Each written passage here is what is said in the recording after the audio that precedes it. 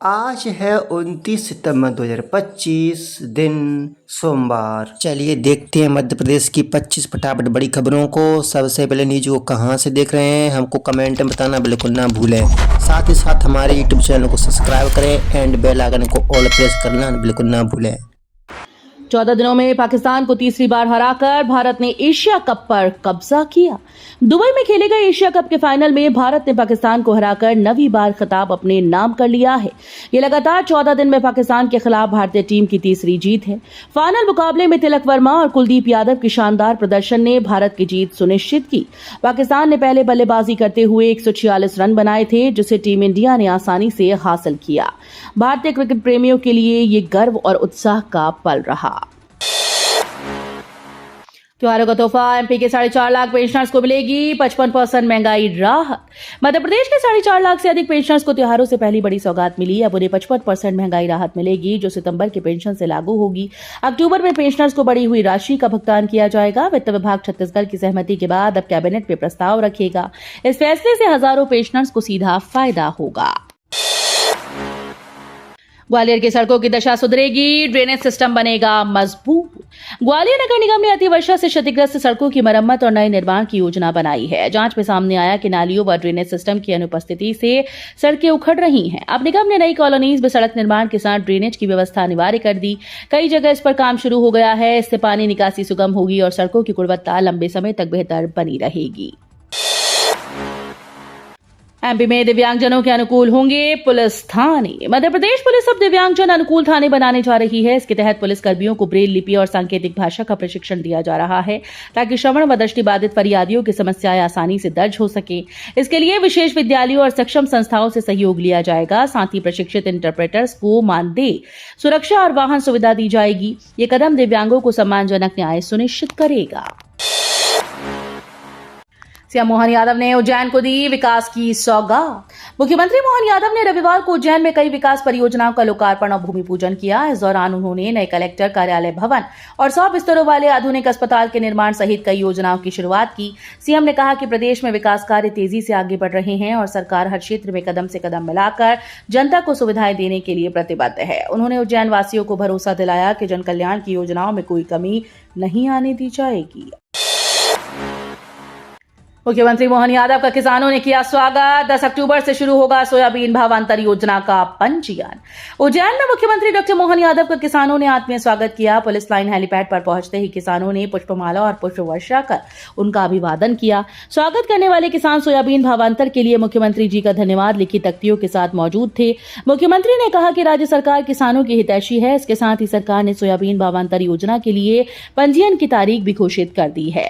10 अक्टूबर से ये उपार्जन पोर्टल पर पंजीयन शुरू होगा और 25 अक्टूबर 2025 तक चलेगा। मन की बात सुन मोहन यादव पहुंचे बाजार, स्वदेशी और किसानों के लिए की अपील।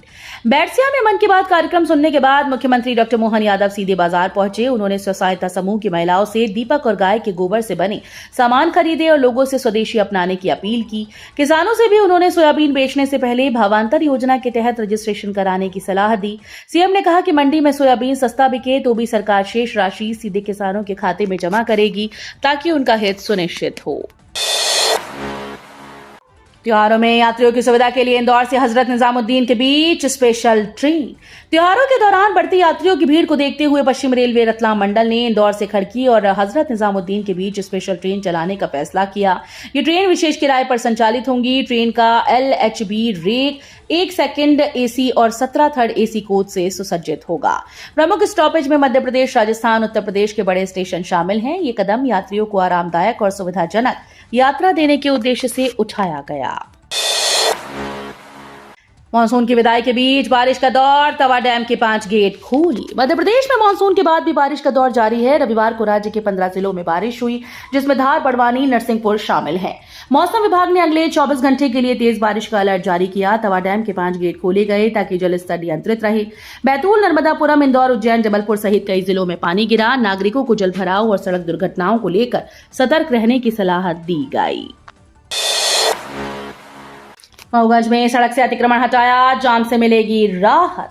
मध्य प्रदेश के मऊगंज जिले के हनुमाना सीधी मार्ग पर यातायात पुलिस ने सड़क किनारे लगे अतिक्रमण हटाए। दुकानों और ठेलों के कारण अक्सर जाम की समस्या उत्पन्न होती थी। पुलिस अधीक्षक के निर्देश पर दुकानदारों को समझाइश देते हुए उन्हें पटरियों पर दुकान लगाने की अनुमति दी गई। इससे मुख्य मार्ग पर यातायात सुचारू होगा और वाहन चालकों को जाम से राहत मिलेगी। कटनी में निवेश और खनन के बावजूद हवाई पट्टी योजना ठंडी। कटनी जिले में सोने का भंडार और खनन के लिए 5600 करोड़ रुपए का निवेश हुआ, फिर भी हवाई सफर की सुविधा दूर की कहानी बनी हुई है। जिले में मार्बल, आयरन और डोलोमाइट और प्रसिद्ध सैंडस्टोन के उद्योग हैं। माइनिंग, राइस और दाल मिल जैसे व्यवसायों के चलते इसे प्रदेश की मिनी व्यापारिक राजधानी माना जाता है। बावजूद इसके हवाई पट्टी निर्माण योजना अब तक निष्क्रिय है और निवेश का लाभ हवाई कनेक्टिविटी के रूप में नहीं मिल पाया। अचल संपत्ति में बड़ी महिलाओं की हिस्सेदारी, बन रही सशक्त।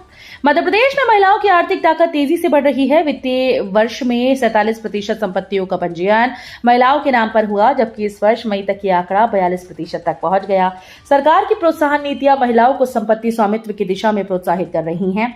आधी आबादी की ये बढ़ती भागीदारी न केवल आर्थिक स्वतंत्रता का प्रतीक है, बल्कि समाज में बराबरी और सशक्तिकरण की दिशा में अहम कदम है। गरबा पंडालों में हाईटेक निगरानी, लड़कियों को घर तक पहुंचाएगी पुलिस। नवरात्रि के अवसर पर मध्य प्रदेश पुलिस ने महिलाओं की सुरक्षा को लेकर खास पहल शुरू की है। गरबा और दुर्गा पंडालों में हाईटेक सुरक्षा के इंतजाम हैं और पुलिस कैमरों से लगातार निगरानी कर रही है।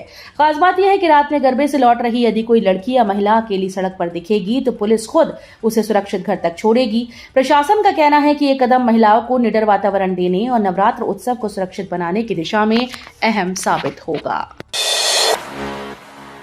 सीएम ने उज्जैन हादसे में दिवंगत पुलिसकर्मियों को दी श्रद्धांजलि, परिवारों को सौंपा चेक। उज्जैन में हुए दर्दनाक कार हादसे में शहीद हुए पुलिसकर्मियों के परिवारों से मुख्यमंत्री मोहन यादव ने मुलाकात की।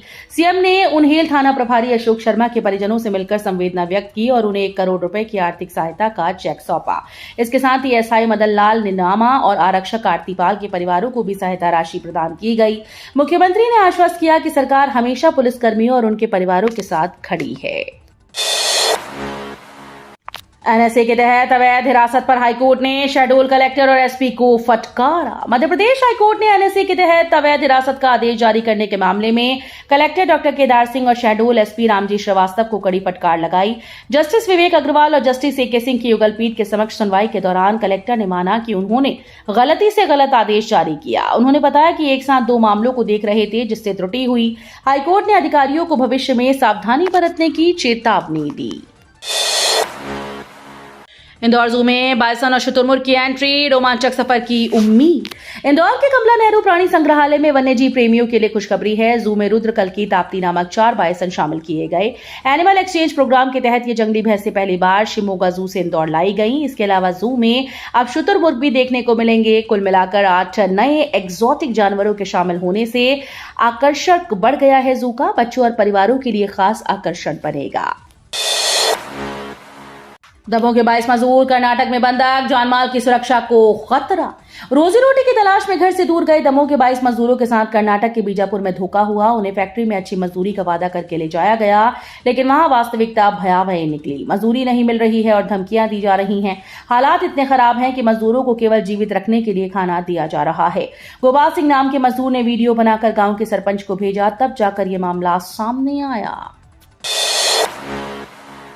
एमपी में महिला कर्मचारियों को वेतन संबंधी सौगात। मध्य प्रदेश सरकार ने महिला कर्मचारियों के हित में बड़ा कदम उठाया। प्रदेश में विभिन्न फैक्ट्रीज, कंपनीज, प्रतिष्ठानों में कार्यरत महिलाओं को पुरुषों के बराबर वेतन दिलाने को लेकर एडवाइजरी जारी की गई। अब तक महिलाओं को समान काम के बावजूद पुरुषों से कम पारिश्रमिक मिलता रहा है। सरकार ने साफ किया कि कार्यस्थलों पर वेतन में भेदभाव स्वीकार्य नहीं होगा। ये फैसला महिलाओं को आर्थिक समानता और सशक्तिकरण की दिशा में मजबूती देगा। मेघनगर में दूषित पानी को लेकर कांग्रेस का प्रदर्शन, अफसरों को चेतावनी। झाबुआ जिले के मेघनगर में केमिकल फैक्ट्री से निकलने वाला प्रदूषित पानी ग्रामीणों की सेहत और खेती पर असर डाल रहा है। इस मुद्दे पर कांग्रेस ने जीवन बचाओ महाआंदोलन चलाया। प्रदर्शनी में शामिल लोगों ने दूषित पानी की बोतलें साथ लाकर अधिकारियों को चेतावनी दी कि यदि जल्द समाधान न निकला तो ये पानी उन्हें पिलाया जाएगा। कांग्रेस प्रदेश अध्यक्ष जीतू पटवारी ने कहा कि यह आंदोलन जनता की जान बचाने के लिए है। एमपी पुलिस पर भ्रष्टाचार के आरोप, डर से थम रही शिकायतें। मध्य प्रदेश में पुलिस का भय इतना बढ़ गया कि लोग जांच एजेंसी तक शिकायतें नहीं पहुंचा पा रहे। भोपाल में हाल ही में क्राइम ब्रांच के 4 आरक्षक संदिग्ध आचरण के चलते निलंबित किए गए। आरोप है कि पुलिसकर्मी पीड़ित और आरोपित दोनों से पैसे वसूलते हैं। इस साल कई ऐसे मामले सामने आए, लेकिन लोकायुक्त और ईओडब्ल्यू की ट्रैप कार्रवाई पुलिस वालों पर ना के बराबर हो रही है। इससे जनता में पुलिस की छवि पर सवाल उठ रहे हैं। ऑर्डिनेंस फैक्ट्री जबलपुर बनाएगी 250 किलो क्षमता के बम की बॉडी। रक्षा उत्पादन में अहम भूमिका निभा रही ऑर्डिनेंस फैक्ट्री जबलपुर इस समय 250 किलो क्षमता वाले बम की बॉडी बनाने में जुटी है। मार्च तक कुल 1100 बम बॉडी बनाने का लक्ष्य तय किया गया। इन बमों का उपयोग भारतीय वायुसेना करेगी। तैयार बॉडी में बारूद ऑर्डिनेंस फैक्ट्री खमरिया डालेगी। ये प्रोजेक्ट भारतीय रक्षा क्षमता को मजबूत करने में अहम साबित होगा। भोपाल एयरपोर्ट को मिलेगा नया रडार सिस्टम, बढ़ेगी निगरानी क्षमता। भोपाल इंदौर पर अब अत्याधुनिक मोनोपल्स सेकेंडरी सर्विलांस रडार सिस्टम लगाया जाएगा। इससे 60,000 फीट की ऊंचाई तक उड़ान भर रहे विमानों की निगरानी की जा सकेगी। दुश्मन देश के विमान भी एयर ट्रैफिक कंट्रोल की नजर से नहीं बच पाएंगे। ये सिस्टम हर विमान की दिशा और ऊंचाई का सटीक पता लगाएगा। स्थापना के बाद सुरक्षा और निगरानी क्षमता में बड़ा इजाफा होगा। 1 अक्टूबर से सुरक्षित होगा डिजिटल भुगतान, धोखाधड़ी पर लगेगी रोक। आरबीआई ने डिजिटल भुगतान की सुरक्षा को और मजबूत बनाने के लिए नई गाइडलाइन जारी की, जो कि 1 अक्टूबर से लागू होगी। इसके तहत credit card, debit card, net banking, mobile app से लेन देन सुरक्षित हो जाएंगे। बैंकों व वित्तीय संस्थानों को इन निर्देशों का पालन करना अनिवार्य होगा। नई व्यवस्था से धोखाधड़ी और साइबर क्राइम पर लगाम लगाने में मदद मिलेगी। उज्जैन में 25,000 कन्याओं का पूजन, गोल्डन बुक में दर्ज हुआ वर्ल्ड रिकॉर्ड। उज्जैन में 121 स्थानों पर 25,000 से अधिक कन्याओं का पूजन कर एक नया विश्व रिकॉर्ड बनाया गया। इस अवसर पर golden book of world records में उज्जैन का नाम दर्ज किया गया और प्रमाण पत्र मुख्यमंत्री मोहन यादव को सौंपा गया। विक्रमादित्य क्लॉथ मार्केट में आयोजित मुख्य कार्यक्रम में स्वयं सीएम मोहन यादव ने कन्याओं को पुष्प अर्पित कर पूजन में भाग लिया। उज्जैन में पहली बार इतने बड़े पैमाने पर कन्या पूजन का आयोजन किया गया, जो ऐतिहासिक और सामाजिक दृष्टि से महत्वपूर्ण रहा। अनूपपुर के जंगलों में छिपा खजाना, किडनी स्टोन और अन्य बीमारियों के लिए लाभकारी पत्थर चट्टा। मध्य प्रदेश के अनूपपुर में स्थित अमरकंटक धार्मिक और प्राकृतिक दृष्टि से अत्यंत महत्वपूर्ण स्थल है। नर्मदा नदी के पवित्र उद्गम स्थल के रूप में प्रसिद्ध ये क्षेत्र मैकल पर्वत श्रृंखला की ऊंची चोटियों और सघन वनों से घिरा है। इन जंगलों में अनेक प्राकृतिक औषधियां और खासकर पत्थर चट्टा पाया जाता है, जो किडनी स्टोन सहित कई बीमारियों में लाभकारी माना जाता है। वन्य और औषधीय संपदा से भरपूर ये क्षेत्र स्वास्थ्य और पर्यटन दोनों ही दृष्टियों से महत्वपूर्ण है।